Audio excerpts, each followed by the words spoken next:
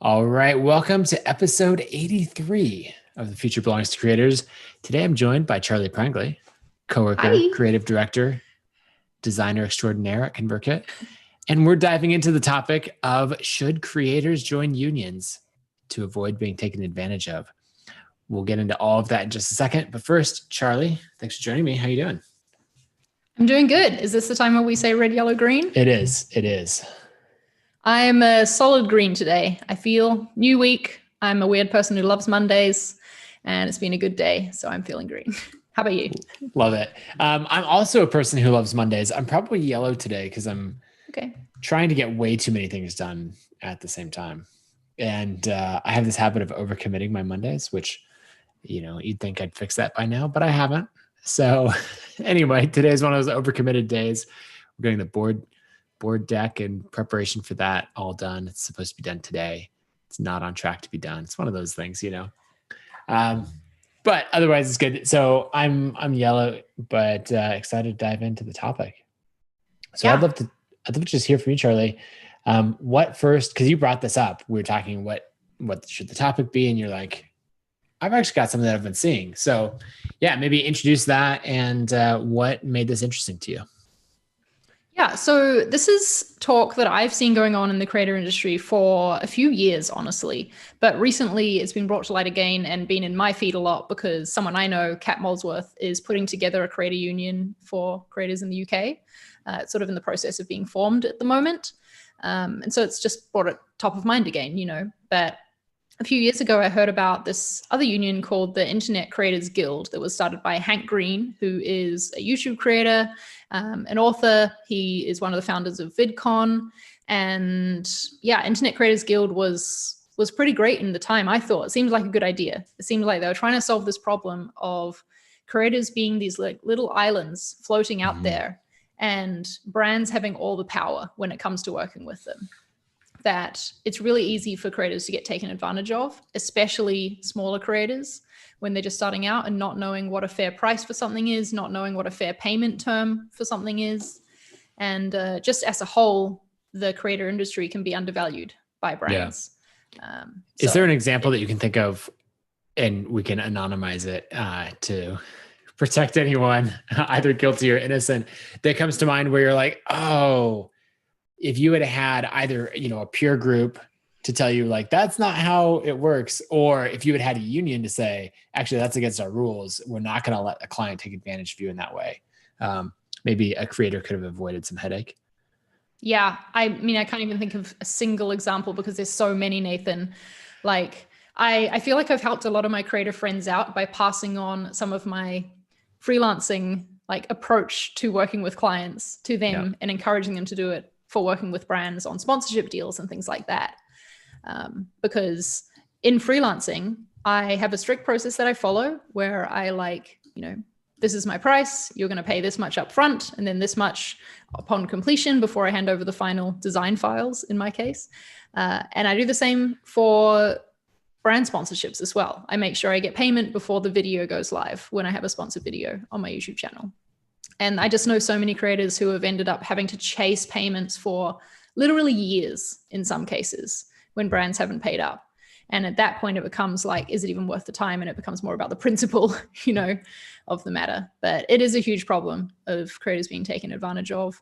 I also see a lot of creators doing things for next to nothing. They'll be sent some free product and they will obey all of the brand's wishes when it comes to how they should post about that product, what they should say, what links they should include. All of that is advertising and all of that is incredibly valuable to the brand. And the brand has gotten it for the price of a product, which to them is very minimal. And that's just not fair. But it's what's happening a lot. Yeah. So what we're talking about with unions is really trying to correct a power dynamic or a power imbalance. Because basically what happens is you get a company that has, in most of these cases, let's say millions or hundreds of millions of revenue. Maybe in some cases you get into the billions of revenue, but I think the biggest companies, bad press is so expensive for them that they're probably, hopefully, following a decent playbook. Maybe. I don't know. Maybe you have examples of some of the biggest companies, doing that. But I imagine when Apple and others are working with influencers, they have it all dialed in. Whereas kind of this mid tier of, say, companies doing millions or tens of millions in revenue, might be taking advantage or are taking advantage of creators. We've seen these examples, and the creator is one individual. They're like, "Hey, hi, could you pay my invoice? Remember how we agreed on this?" And the big company is either like, yeah, we'll get to that. Or they're like, no, it didn't perform the way we wanted. It didn't, whatever made up reason. And they're like, sue me, and the creator's like, I can't, right? It's too expensive. I'm not going to go down that road. And so basically what it's saying is that the large company has all the power and the creator, the individual, doesn't have any of the power. And so what happens, and you see this in, with say airline pilots or steel workers or any other group that has traditionally pushed for unions, of being like, well, collectively we have a lot of power. We have just as much power as the company, because we are the ones making the products, driving the marketing and everything else. And so if we pull together and say, these are the terms under which we will work, then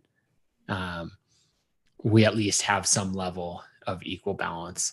And then, it might not be that we can force a company to change, but then we can say, hey, for all of these creators and influencers, like, don't do business with them. They're a bad actor. And hopefully, so it'll drive better process through contracts and support. And then it would also hopefully pressure better behavior from the companies. Yeah, exactly. Because it is about banding together, right? And just knowing that you're all approaching things the same way, and we all have this equal understanding of what value is and what like the minimum is you should be paid for this certain type of brand work or whatever. And I think that like that sort of banding together and talking to each other and sharing that helps the industry as a whole raise up and helps everyone be paid more, for sure. I think that there's been other ways that this problem has tried to be solved in the past. And my concern with this idea of unions is that they'll go the way of these other things, or they turn out to just not be as good as it seemed. So one example is YouTube MCNs, which stands for multi-channel networks. So these were super popular a couple of years ago. People are sort of turned against them a little bit more now. But it was these companies who would recruit YouTubers to be like managed by this company, this multi-channel network, where they would have your YouTube channel, they would control paying out your AdSense, they could offer you higher paid ad rates, and they could offer you brand sponsorships and management and consulting and all this sort of stuff, which all sounded great. And so a lot of YouTubers signed up for them, including me nearly. But then it turned out to be like not such a great deal. The like split you get, they hold on to your income for a long time. I know a couple of YouTubers who have been fighting to get paid out from their MCNs after leaving for a long time in the past. But I do think those MCNs started out with the idea of like, this will be good. We'll all align. We'll all be going after the same thing and get paid more. And, it didn't turn out that way. Right. So this one union that we were talking about called the Creator Union, is this the one that someone is launching? Yeah. So talking about, things that, right. One of the headlines is influence change and providing strength in numbers, right? So advice is the first thing. And I think this is an area where, we've emphasized mastermind groups and peer help. But actually like formal advice could be a lot better because they call it out under legal, contract templates, pricing advice, all of that. And that's the sort of thing that when you're a small creator, you have no clue where to start with any of that. You're probably getting paid like maybe a couple $100 for this Instagram post. You can't afford to go hire a lawyer to look over the contract, because then it's going to like basically mean you're, not getting paid anything. You're going to spend all your profits on having the lawyer look it over. So you're taking a risk in doing that, and you need that help. Yeah. Yeah. And that next one is training. So support and tools for your business from industry experts. This is basically a lot of, what people are paying for from, other creators, and that, of like, okay, how do I, some on the business side, but I imagine, they say tools as well. And, and so as someone comes in, it's like, how do I use this tool? How do I run my business? And so they're consolidating that and saying, hey, we'll provide the legal services. And then the final one is campaigns. So campaigning for industry change and the issues you care most about. And I think, honestly, this and the advice side, like, and that support side are probably the biggest things and this is where I think unions come together the most of, look, one part of an industry is undervalued, like in Hollywood, the Writers Guild, they might've been, I don't know the history of it super well, but I imagine it was like the studios have all the power and then we need stars and like, I don't know, someone writes a script and let's pay them a little bit of money. And the writers are like, hi, hey, story matters. None of this exists without us. No, yeah, we'll just find another writer and slot them in. If you insist on being paid, a significant amount of money, even though the movie and the studio and everyone's making tons of money, it's like, And so when unionizing, they're able to create this campaign and really push for the industry change of saying, hey, writing matters, story matters, and we want to rebalance this power and compensation into something more equitable. I'm just laughing because Teddy says every time I hear union, I think to the revolution. To the revolution, yeah. Nice Hamilton reference. Yes. So what are some of those other things that, like for a creator, what are the compelling sides? Is there anything beyond what we've talked about of why you would want to join a creator union? I think that access to advice, like you called out, is so helpful, especially for micro influencers who perhaps don't have a team around them yet.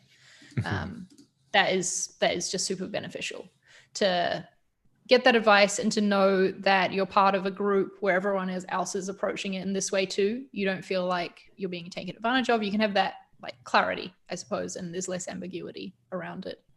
I think that'd be really useful.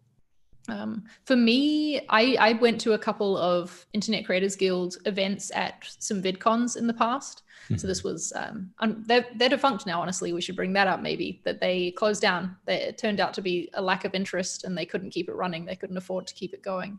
Not enough people wanting to take part and pay dues.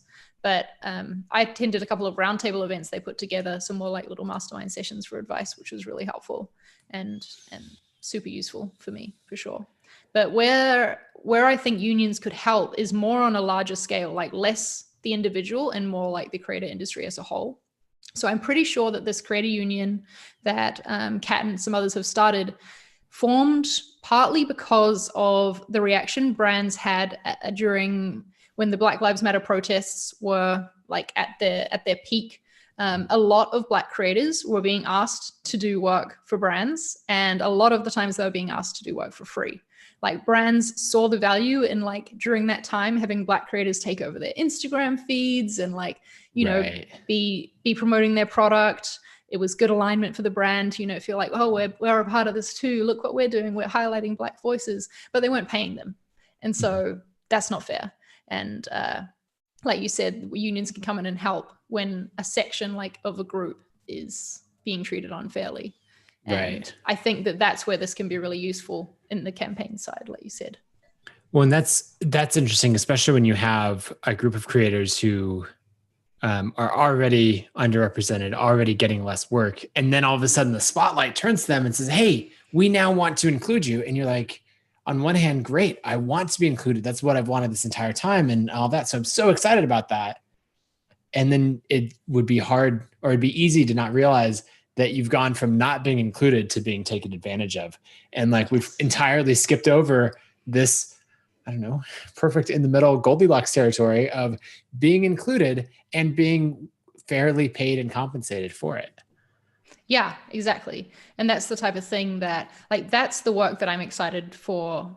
And what I see potential with when it comes to unions. The Internet Creators Guild, I think it wasn't involved in that sort of thing from what I saw anyway. It was more on the advice side and the more unionizing in general, I guess, and less the campaigns to try and change the industry. Like I said, from my experience, I could be wrong about that, but maybe that's where this creator union will succeed. Yeah. So you talked about the pricing side of, the dues for the Internet Creators Guild were $60 per year. Mm-hmm. And so obviously when you're doing something like that, well, I guess two things. I have initial thoughts. One is that's not very much money. Right. In two ways. So they're probably thinking, as a creator, I can join and it won't cost that much and all that. On the other hand, it's not nearly enough money to deliver any meaningful to deliver meaningful value. And so I bet they got stuck in this in-between state of like, because their numbers probably required, millions of creators, to be joining and paying dues, or at least hundreds of thousands. And that's hard to get traction. And so what I wonder is if they sat in this in-between state of, we're charging so little that it's easy to buy, but we're not charging enough to deliver meaningful value. And so then there's this disconnect between like, I thought I was going to get this from it and I didn't. Whereas maybe there's a version of this that for $50 a month, if you're providing real legal support and services and expertise, that people would be willing to pay for because the value is there and there's enough money to really deliver on the promise. Yeah. And in this case, unlike the MCN situation that I talked about before, you as a creator still own everything yourself, and you're like leaning on the union for advice and for the, legal advice and that sort of resources, but you're still controlling all your income yourself, which is the problem that we had with MCNs, was that they, like, in return for all the advice they were giving, they controlled your income. Yeah. So that's interesting. If we were to have our own philosophy, right? Because people were coming to us and saying, well, you talked about it for a while, but should I join a union? I think one of the first things that we would say is, if they control your income, which unions don't, but our answer would be no, right? If they're, getting inserted into the process of how you receive payments, I think no, because that's part of what is so attractive about being a creator, is that you can earn an income on your own terms. Now, there will be times, thinking about other unions, whether it's the Writers Guild or others, of you are limited. You can't just go and take any contract that you want, because if you're like, oh, I'm going to do these contracts through this union thing, and then I'm going to go do this on my own because it's a side project or, anything like that, then as part of that contract, you have to make sure that that meets the standards, because they're trying to elevate the bar for the entire industry. So if you were saying, and I don't think that any creator influencer unions are on this level yet, but if you were saying, hey, these are the minimum CPMs that are being paid for, this is how deals work, you would get all of those advantages as a whole, but you would also be restricted on the other side, is that then you as a creator can't like go and do this random sweetheart deal or something else where you're like, yeah, but this one I'll do for $500 just because, I felt like it, or it's a brand I really want to work with. That's where it's like, well, we're elevating the whole industry. We have to restrict what the union members can do in some way. So there is there's a risk of a small loss of freedom. Yeah, you're right. And like you said, one of the most attractive things about being a creator is that freedom, and that freedom to choose who you work with and how much you get paid, hopefully most of the time. So that would be a consideration to make for sure. Yeah. What would you do? Like, thinking back to you earlier in your creator career, could you have found a union useful? Was there ever a situation that came up where you got, put in a sticky situation because of it? Yeah, that's a good question. I would have liked a union from the expertise side of it. Yeah. Of like, actually not just that expertise, like sort of reputation of being like, oh, I'm a part of this. In the same way, early on in my career, I found myself craving like certifications or anything that gave validation, because in the creator world, you're like, I'm not a doctor. I don't have my engineering credentials after my name. I don't, any of these things. You're like, I'm a kid for sure at the time who had a copy of Photoshop and Notepad to write some code. And so like, I was craving anything that made me legitimate. And so I think at the time saying something like, oh, I'm a member of the Internet Creators Guild or the Creator Union or something like that, would give me more validation. I don't think I've had, as a creator in the way that we're talking about it, I don't think I've had those issues because I've done very few sponsored deals or things like that. Yeah, that's not as a freelancer. working with small businesses, building websites. Yeah. I mean, I've got many thousands of dollars of unpaid work in various forms.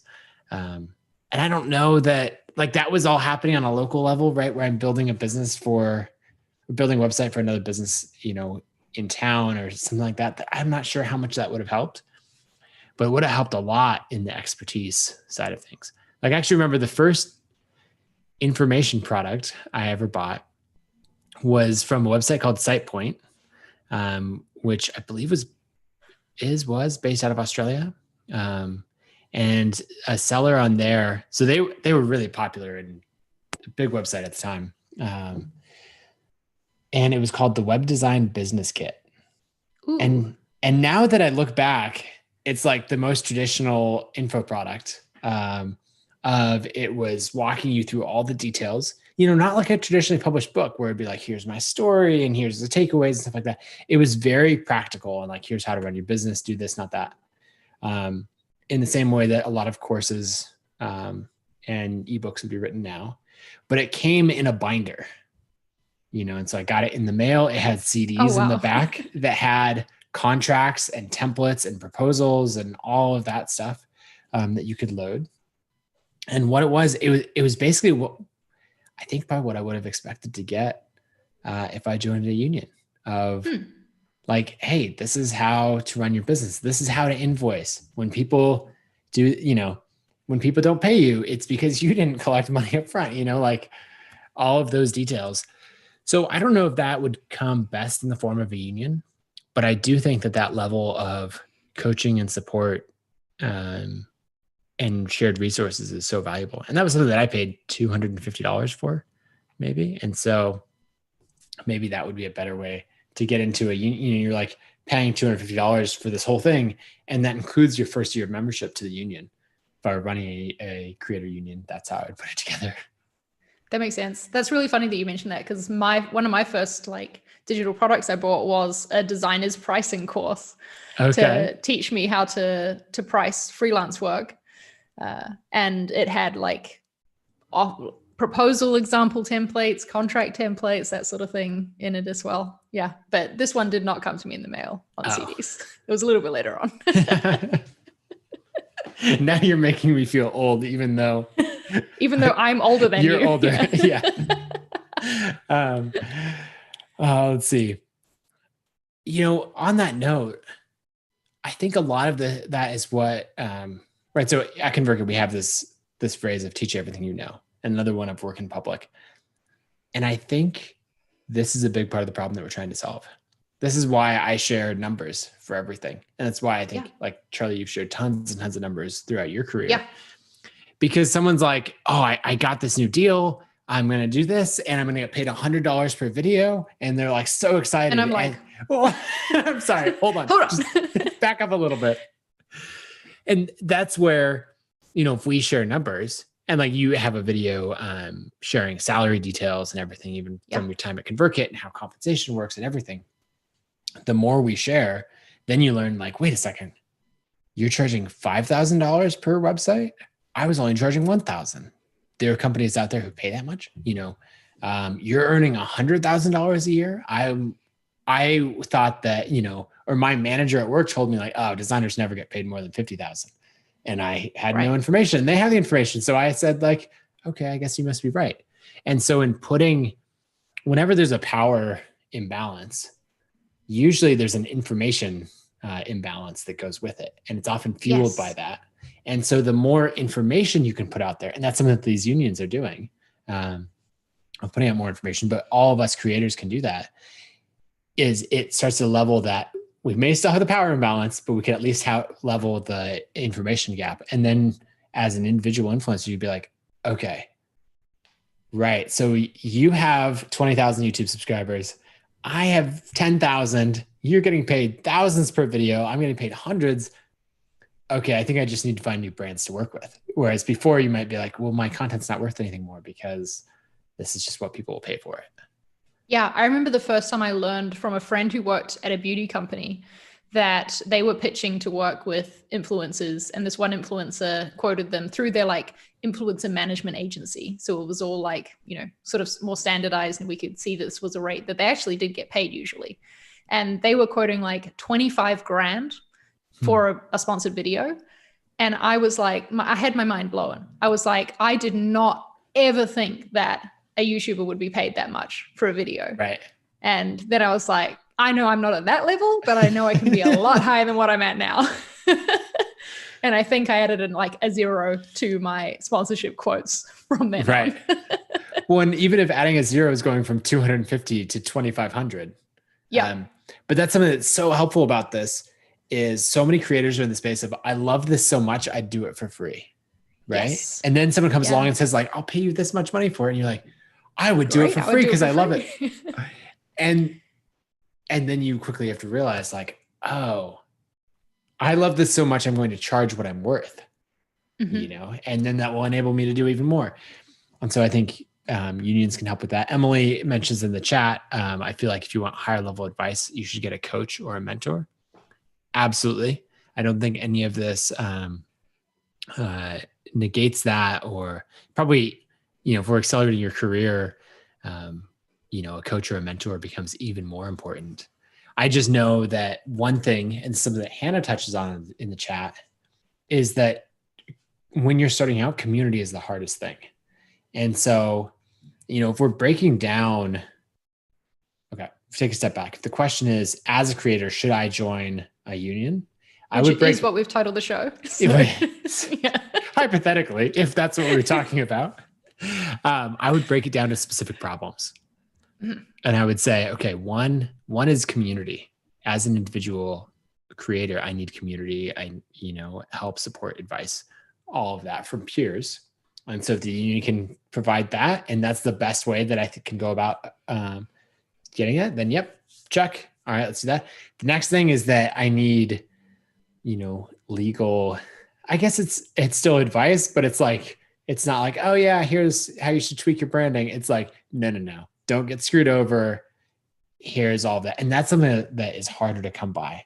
And that's why, you know, you and I have both, like, those are the first products that we bought, because that was such a black box. So legal community. And then I think that like that transparent advice, that transparent feedback, because even in communities, there's still often not a lot of transparency. And so people coming out with reports or things like that of like, that's something else I would expect from a union is, this is what's going on in the industry. This is what CPMs are at, or cost per 1,000 views. If anyone doesn't know what a CPM is, any of those things of having, you know, a broad range of information. Yeah, you would expect to get all that. And I think that it would also depend on the union as well that you're joining, and how strict they are in their rules and what you are and aren't allowed to do because of the freedom, like we talked about before. But I think that, go ahead. I was going to say, I think that it's kind of needed to stop this problem of people doing things for free just because they love it, you know? Like, maybe there's a lot of creators out there who need a little bit more of some strict control of saying, no, you can't work for that brand for free just because you like them, because that's going to, like, it brings down the whole industry, because this brand now knows that they can find creators to do it for free. That's not putting food on your table, and it's like sort of taking away from everyone else and the work they're doing as well. Well, and we saw a lot of that happen in the design community with contests, where contests used to be very common of like, hey, I have a logo that I need designed. Let's do a contest. Everyone do a whole bunch of free unpaid work, but don't worry, one of you will get paid, or maybe 3 if we have runners up. And so many people in the industry were like, yeah, that's how it works. That's how we build our portfolios. And there'd be like this little, like a few voices over here being like, no, that's exploiting, you know, like, you know, but then over time, that change did come. And now, like, if you were to post a contest that involved someone doing a bunch of free work, like, I mean, best of luck, you know, like, the design is going to come for you. We'll say that. They will find you. Let me just say, don't put that on Twitter if you were thinking about it. Yes. Yeah. Definitely don't put a hashtag design or anything like that either. And that's because this industry change has happened. Yes. And I would love to see this industry change for creators as well. Right. Like, I would love to see it just being the default that creators are paid when a brand is approaching them and asking them to do something, whether it's just to feature a product, take over their Instagram feed, whatever. A lot of times brands lean on the like, oh, it's cross promotion. Like, we'll share it on our feed, so it's good publicity for you. And it's just, I think it's worth more than that, because something that this article that we've talked about, and we should link in the YouTube description, says is that when you hire an influencer and you sponsor a creator, you're sponsoring a writer, a producer, a host, editor, like all of the things you're getting with this one person. And that's valuable for sure. I don't know if I'm convinced that unions are the answer to this problem. Yeah. And I don't think they need to be, but I like the fact that we're talking about them existing, because something that we've been doing at ConvertKit for a long time has been like our company mission to make blogging and creating a viable career that is respected as a career. And just the very fact that we're talking about there being unions for creators, like, that's a good sign, right? It shows that the world as a whole is seeing this as a career, and that unions are necessary because there are so many people doing it. Right. So on that side, if we're not convinced that unions are the answer, what are some of those downsides? Why would you not join a union? Why have you not joined a union? Yeah, good question.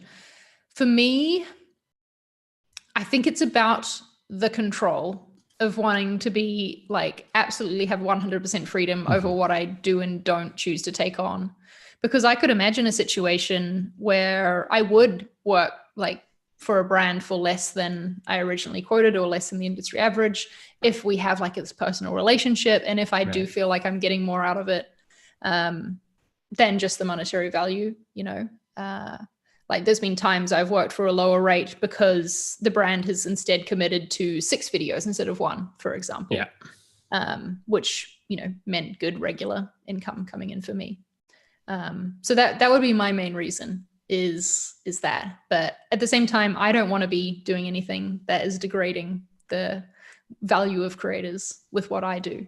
I've tried to be really careful about that, but because there is, like, no one knows the industry standard rates to be charged for something. You know, you ask a brand, they're going to say it's like, oh, it's like $50 for a post, because they want to pay as small as possible, obviously.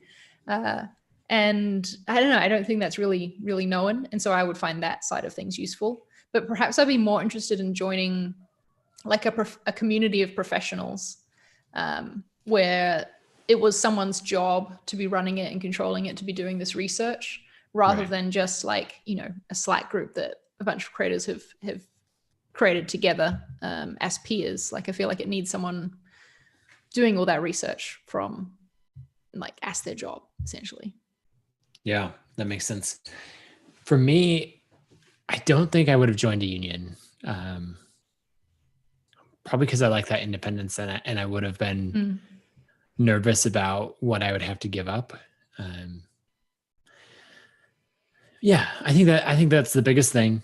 As far as downsides to unions, I think it's important for the union to have a clear charter of what change they're trying to create, both in the world and what support they're trying to provide. Because I think in so many cases they're just such a huge advantage. And then I think there's other times where maybe the power imbalance gets pushed too far, and it switches from the company having too much power and the individual having none, to then the union growing. And then I think we do see cases where it gets too far outside the other way, and maybe it's hurting a business, or maybe it's hurting social change. Like, one example that comes to mind for me is everyone who's very pro-union has, so if we go to like police violence in the United States, it's a lot of the police unions that are protecting those individual officers, right? Because they're saying the police officer, you know, if we go years ago, maybe they didn't have the support that was needed. I don't know, I'm speculating. And so the unions were formed to get the collective bargaining and to, you know, improve their pay and other things. But then it's gone so far that the union is like, we have the back of the police officer no matter what happens. And so then it goes, and that would be, maybe creators aren't this far along with unions, but there might come a time where maybe there's a creator union that does have real power and influence. And in some dispute between the creator and the business owner, the union sides with the creator, even though like objectively you're like, that's not okay. But the union might be like, no, we have the creators back no matter what. And so I think the only thing that I would caution against is making sure that everyone is still looking at it from, rights, morals, and what's creating the best long-term relationship in society, rather than just, I'm here to defend my one party at any cost. No matter what. Yeah, exactly. And I think also for a union to truly be for creators and like in support of creators, there has to be an easy out for the creator as well. Like if they decide, I don't agree with what the union's doing anymore, or I want to go in this different direction, they can't be like locked in any way or, held accountable to something they signed at the beginning if they decide they want to leave it. And obviously if you leave it, then you leave the good parts of it as well.